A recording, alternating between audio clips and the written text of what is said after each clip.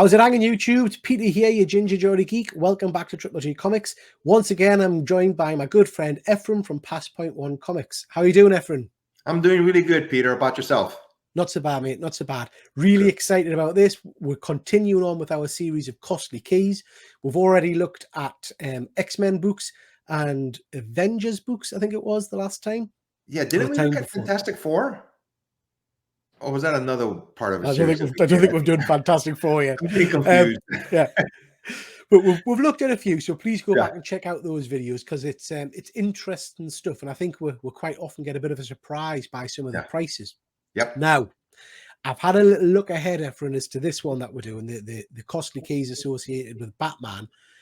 This is going to be our most expensive one yet. The prices on this are eye-watering. Yep. So I'm excited to see if you've got any of these books. If you're going to pull out a Detective 27 or something like that. Yeah, I was about to say I don't have any of these. Yeah. So let's have a look and see what we've got, guys.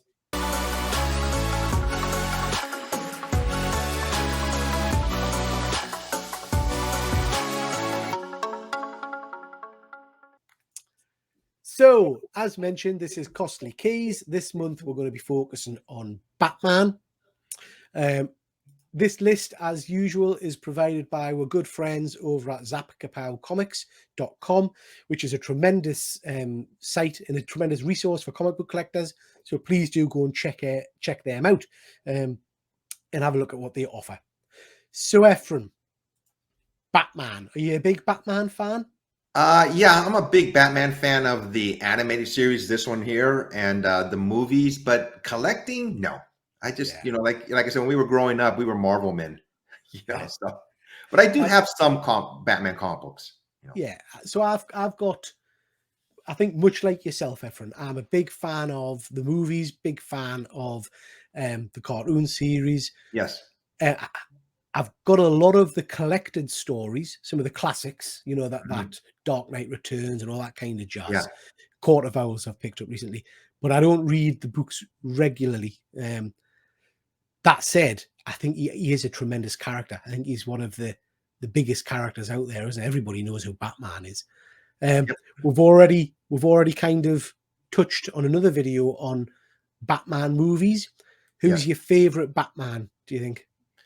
Gosh, I joke around. My favorite Batman is Adam West from the 1960s. But I think I liked Batman Keaton. Yeah, Michael that Keaton. One. I was surprised by his, his portrayal of Batman. I was like, very well done. Yeah, that's the right answer, by the way. Michael Keaton is the best Batman. Excellent. So we're going to look at the top 10 costly keys. Let's just get straight on with it. So let's look at our first book. So coming in at number 10, we've got Batman number 4 with a value of $18,000. So that's number 10, Efren. We're going in high straight away here, aren't we? Yeah. Crikey. I mean, first of all, look at that cover. Some of these classic Batman covers are just brilliant, aren't they? They're just so bright and they kind of stand out so much, I think. Do you have any Golden Age books? No. Me neither. No. I keep on saying I want to buy one, but I just never have. Well, you know what I'm like? I prefer to collect keys and first appearances. Yeah. So to get a key first appearance Golden Age book is obscene. If I ever had the money for a one, and we're looking at a DC one, I would want to go for Flash. I think first appearance of Flash is my favorite DC. But you're talking eye-watering money. So so this one, Batman number 4, Zap-Kapow tell that this is the first appearance of Gotham City. Now, I think that's interesting because Gotham City is just something you think of straight away with Batman, isn't it? Yep. And again, that was the interesting thing, I think, looking back in the history of all these books, the interesting thing that difference between Marvel and DC in that Marvel cities were all based in the real world, whereas DC's were all made up, like your Metropolis and your Keystone and Gotham and but yeah, I wouldn't mind one of them, Efren. Me neither. 18 grand. Wow. Oh, yeah. Crazy. So Number 9 on the list. Not sure what I think of that cover made. Is Yeah. that the joke? Do we think that's the Joker in there? Is that kind of No, it says looks like it may be Clayface. It's his first appearance of Clayface. right? But it Sorry, does look yeah, like the you're right. Joker, yeah. Yeah. And what's Batman attacking him with? Oh, he's Looks like stopping him with the axe. an axe, a bat Yeah. axe. Yeah, holy bat axe. So we've got Detective Comics number 40, $21,000. First appearance, as you say, of Clayface. And it tells me there's been several Clayfaces over the years, but the original got his start way back in June 1940. That's the thing not to forget sometimes with these comics. 1940, we're talking here. Dang. I mean, I can't believe that. 80 years old? Yeah, yeah. Dang. It's nearly as old as you, Efrin. Yeah, close. But I mean, in all seriousness, it's absolutely incredible to think that a book that old is still around. You know what I mean? Yeah. How has it survived 80 years? Because CGC encapsulation, what's that? 10, 15 years? I'm not Something sure. like that, yeah. Yeah. And I think that's got to play a part in the price, hasn't it? The fact that these things have survived for 80 years is phenomenal. I mean, yeah. I mean, it must the quality of the pages of the book, they must just be so just delicate, you know. Just one touch would probably just disintegrate. You know? Yeah. Well, you wouldn't you wouldn't dare, would you? I wouldn't even want to breathe on them, you know. So just before we move on, because it's just prompted us there, have you seen that recent thing? And I'll put an image up on screen now of the Action Comics #1, the #1 being encapsulated and sold. No.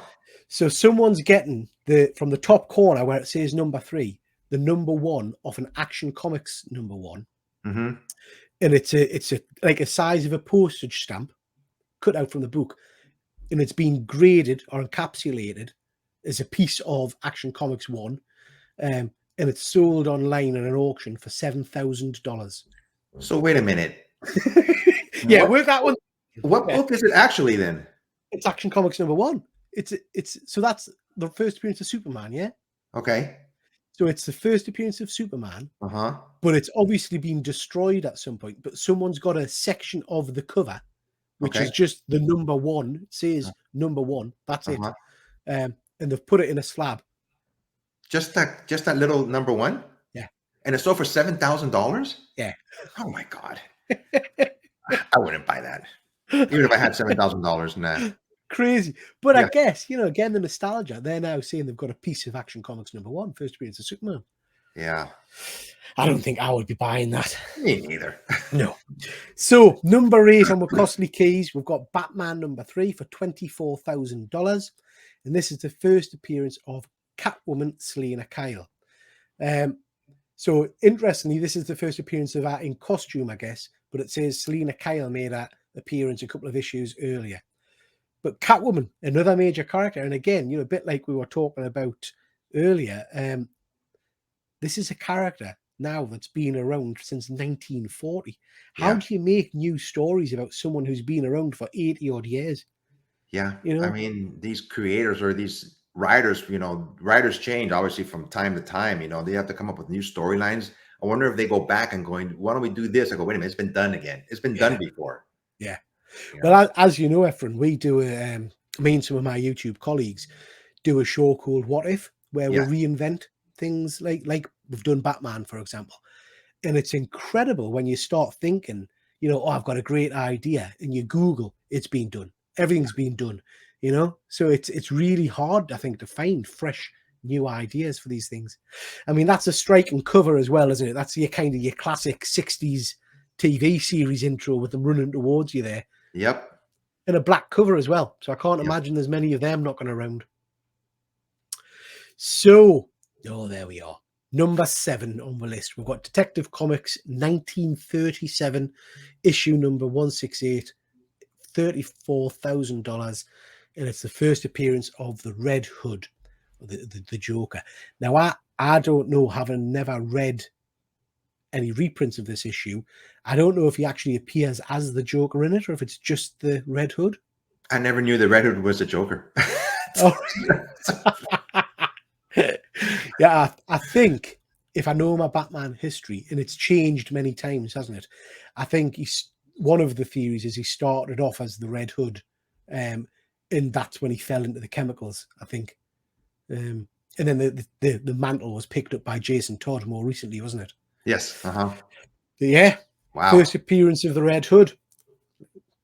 Again, another striking cover. I like that one. Yeah, me too. I mean, just the simplicity of these covers. You know, that's what I enjoy about them.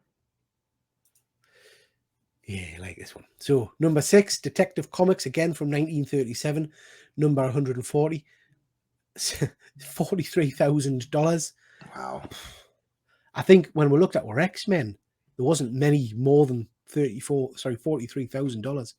So these books are big numbers, aren't they?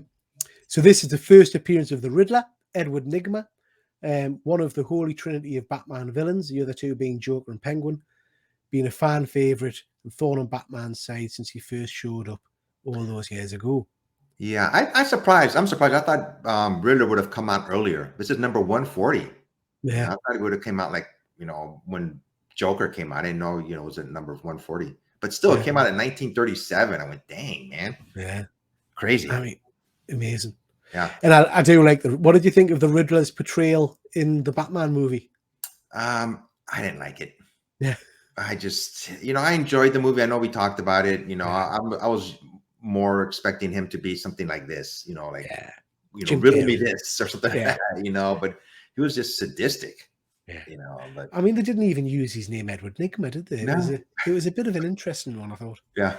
Yeah, I mean, I quite liked the darkness of it, I think, but it didn't. For me, I could have watched that movie and not realized it was the Riddler, if you know what I mean. I know. The Riddler that I would expect. Yeah. It was just a nutcase who was kind of terrorizing the city. Yep. So yeah, interesting. Okay, that's a classic cover if ever I've seen one. I mean, crikey, one of the most recognizable Batman covers, I think. This is Detective Comics number 38, and this is $140,000, and it's obviously the first appearance of Robin, Dick Grayson. So yeah, I'm kind of speechless looking at these books now.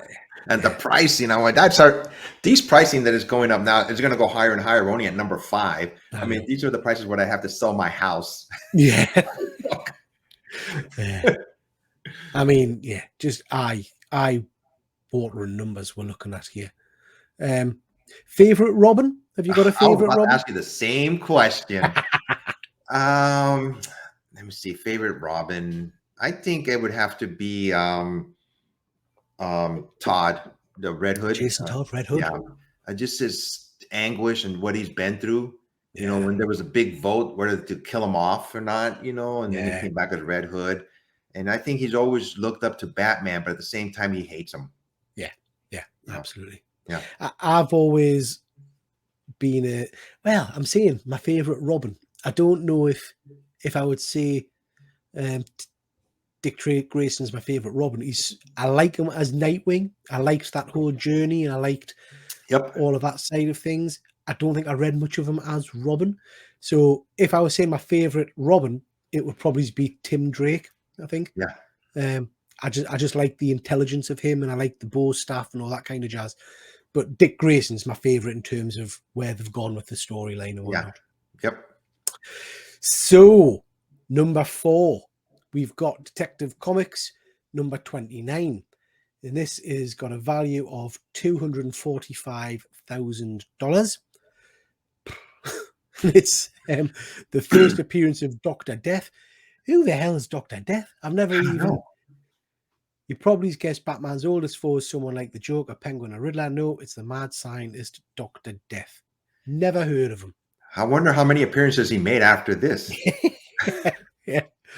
And I mean, that's the classic Batman costume, isn't it? Before he became a little bit lighter and all the rest of it.